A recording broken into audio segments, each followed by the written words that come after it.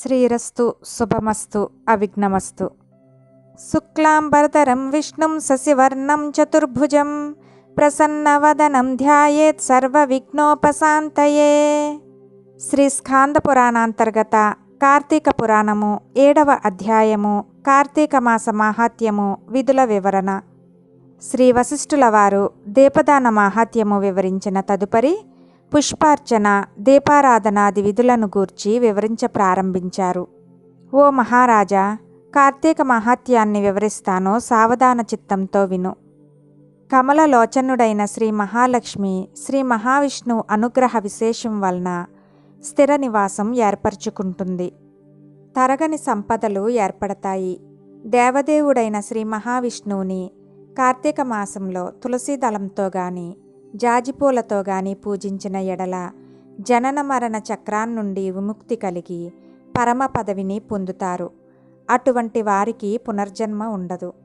సర్వాంతర్యామి సర్వేశ్వరుడు అయిన సదాశివుని కార్తీక మాసంలో బిల్వదళాలతో అర్చించిన ముక్తిని పొందుతారు. కార్తీక మాసంలో ఫలదానము చేసినట్లయితే సూర్యరశ్మికి పారిపోయిన విధంగా ఫలదానము చేసిన వారి పాపాలు పటాపంచలవుతాయి. కార్తీక మాసంలో శ్రీమన్నారాయణుని ఉసిరి చెట్టు నీడలో భక్తితో పూజించిన వారిని నరకాధిపతి అయిన యమధర్మరాజు తల ఎత్తి చూడలేడు. కార్తీక మాసంలో తులసీ దళాలతో శాలిగ్రామాన్ని అర్చించిన వాడు ధన్యుడవుతాడు. భక్తి శ్రద్ధలతో కార్తీక మాసంలో బ్రాహ్మణులతో వనభోజనము చేసిన వారి పాపాలు నశించిపోతాయి. ఉసిరి చెట్టు కింద శాలగ్రామార్చన చేసి సజ్జనులతో వనభోజనం చేయటం వలన వైకుంఠం ప్రాప్తిస్తుంది. భక్తితో భగవంతుని సన్నిధానంలో మామిడి తోరణాలు కట్టి శాలగ్రామాన్ని పూజించడం వలన ఉత్తమగతి కలుగుతుంది. కార్తీక మాసంలో విష్ణు మండపానికి అరటి స్తంభాలు కట్టి పువ్వులతో అలంకరించిన శాలగ్రామాన్ని అర్చన చేయువారు ఉత్తమగతిని పొందుతారు. ఈ మాసంలో శ్రీ మహావిష్ణువుకు హృదయపూర్వకంగా ఒక్కసారైనా నమస్కరించిన పాపాలు తొలగి అశ్వమేధయాగం చేసినంత ఫలితం దక్కుతుంది. కార్తీక మాసంలో భగవంతుని మ్రోల జపం, హోమం, దేవతార్చన చేసేవారు తమ పితృదేవతల సహితంగా వైకుంఠం పొందుతారు. కార్తీక మాసంలో వస్త్రదానం చేసినట్లయితే అనేక అశ్వమేధయాగాలు చేసిన ఫలితం ప్రాప్తిస్తుంది. కార్తీక మాసంలో విష్ణు దేవాలయ శిఖరాన ధ్వజం కట్టేవారి పాపాలు గాలికి దుమ్ము ఎగిరిపోయిన విధంగా ఎగిరిపోతాయి.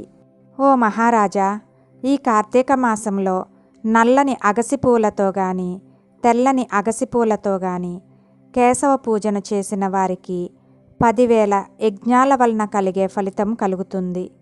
ఆవు పేడతో తులసికోట ముందు అలికి శంఖం, పద్మం, స్వస్తిక్ మొదలైన ముగ్గులు వేసి అలంకరించిన స్త్రీలు విష్ణు శిష్యురాండ్రు అవుతారు.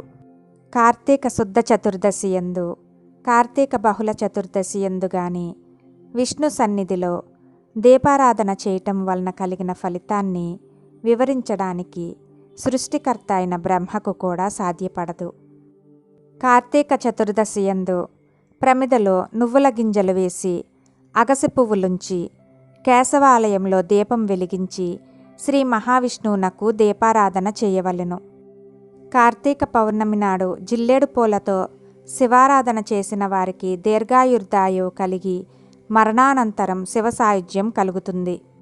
కార్తీక మాసంలో మల్లెపూలతో నారాయణుని పూజించినట్లయితే సూర్యోదయం వలన చీకట్లు పోయిన విధంగా అన్ని పాపాలు పటాపంచలవుతాయి. తులసీ కాష్టంతో తీసిన గంధాన్ని శ్రీ మహావిష్ణువునకు అర్పించినట్లయితే పాప విముక్తి పొంది విష్ణు సాయుధ్యాన్ని పొందుతారు. మ్రోల నర్తకుని వలె నాట్యం చేసినట్లయితే జన్మాంతరార్జితమైన పాపాల నుండి విముక్తి కలుగుతుంది. కార్తీక మాసంలో కేశవ దేవాలయాన్ని అందంగా తీర్చిదిద్దిన వారు వైకుంఠంలో విష్ణుపదాన్ని పొందుతారు. కార్తీక మాసంలో అన్నదానం చేయటం వలన సకల పాపాలు పోతాయి. నదీ స్నానం, నువ్వుల దానం, బ్రహ్మాపత్రమున భోజనం, కార్తీకమున అన్నదానం, ఈ 4 సమాన ఫలప్రదాలని పెద్దలంటుంటారు. కార్తీక పౌర్ణమి నాడు స్నానం, దానం చేయని వాళ్ళు అనేక సార్లు కుక్క జన్మలెత్తి చివరికి చండాల జన్మ పొందుతారు. కార్తీక మాస వ్రతం చేయని పురుషుడు గాని స్త్రీ గాని అనేక జన్మల్లో గాడిదగా పుడతారు. కార్తీక పున్నమి నాడు భక్తవత్సలుండైన శ్రీమన్నారాయణుని కదంబ పుష్పాలతో పూజించిన పుణ్యాత్ములు సూర్యమండలాన్ని చీల్చుకొని పోయి స్వర్గములో సుఖాలు అనుభవిస్తారు.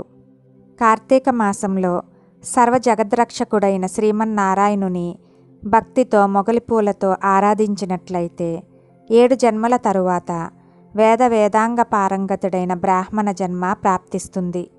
శ్రీమన్నారాయణుని 1000 దళాలు గల కమలాలతో కార్తీక మాసంలో పూజించి మానవులు దీర్ఘాయువును పొంది చివరకు సూర్యలోకం పొందుతారు. శ్రీ మహావిష్ణువు ప్రతిమను అగసిపూలతో అలంకరించి భుజమును దాల్చిన వారు స్వర్గాధిపత్యము పొందుతారు. పురుషులు గాని స్త్రీలు గాని పూలమాలలతో తులసి దళాలతో శ్రీమన్నారాయణునికి పూజ చేసినట్లయితే సకల పాపాలు తొలగిపోయి విష్ణు సాయుధ్యం పొందుతారు. కార్తీక మాసంలో ఆఖరు ఆదివారం రోజైన కార్తీక స్నానం చేసినంత మాత్రాన నెలంతా స్నానం చేసిన ఫలితం లభిస్తుంది. కార్తీక మాసంలో మొదటి రోజున శుద్ధ పాడ్యమి, మధ్య రోజైన పౌర్ణమి, చివరి దినమైన చతుర్దశి రోజు స్నానం చేసినట్లయితే ఆ నెలంతా స్నానం చేసిన ఫలితము దక్కుతుంది. ఈ విధంగా కూడా చేయడానికి శక్తి చాలని వాళ్ళు కార్తీక మాసమంతా ఆ మాస మహాత్యాన్ని వినటం వలన అన్ని పాపాలు తొలగిపోతాయి. ఈ మాసంలో దేవాలయంలోని దీపాలు ఉంచిన మానవుల పాపాలు నశించిపోయి ఈ మాసంలో విష్ణు పూజ కొరకు మనోవాక్కాయ కర్మ వలన తోడ్పడేవారు స్వర్గలోకం పొందుతారు.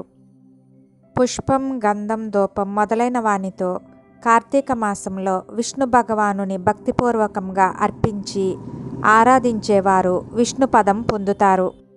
కార్తీక మాసంలో శ్రీ విష్ణువు సాన్నిధ్యంలో జపతపాలు చేయని మానవుడు అనేక జన్మలు నక్కగా పుట్టాల్సి వస్తుంది. ఏ మానవులు కార్తీక మాసంలో విష్ణు భగవానుని సాన్నిధ్యంలో ప్రదోషకాలంలో పురాణ కాలక్షేపం చేస్తారో వారు కేశవ మందిరం చేరుకుంటారు. ఈ కార్తీక మాసంలో సాయంకాల సమయమందు స్తోత్ర పాఠాలని పారాయణ చేసేవారు స్వర్గ సుఖాలు అనుభవించి అనంతరం శాశ్వత ముక్తిని పొందుతారు. వారికి తిరిగి పునర్జన్మ ఉండదు. స్కాంద పురాణ అంతర్గత కార్తీక మాహాత్మ్య మందలి 7వ అధ్యాయం సంపూర్ణ.